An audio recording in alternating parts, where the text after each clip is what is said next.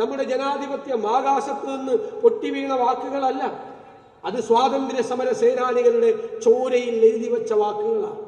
അത് പാശ്ചാത്യ മതേതരത്വമല്ല. പാശ്ചാത്യ മതേതരത്വം മതനിരാസമാണ്.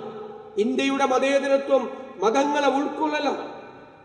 എനിക്കിഷ്ടമുള്ള മതത്തിൽ വിശ്വസിക്കാനുള്ള അവകാശം എനിക്കുണ്ട്.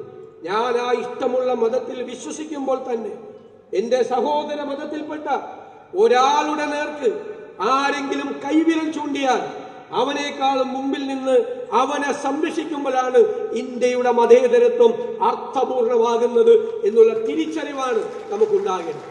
ആ തിരിച്ചറിവുള്ള പ്രസ്ഥാനമാണ് സമസ്ത എന്ന് പ്രത്യേകം പറയാൻ ഞാൻ ആഗ്രഹിക്കുന്നു. ശതാബ്ദി ആഘോഷമുള്ള ആളുകൾ, ആ പുറത്തുനിന്ന് വന്ന ആ പേർഷ്യയിൽ നിന്ന് വന്ന ആളുകളെ മുഴുവൻ സംരക്ഷിച്ചുകൊണ്ട് നടത്തിയ ആ കാലഘട്ടം മുതലുള്ള വലിയ പൈതൃകം സമസ്തയ്ക്കുണ്ട്.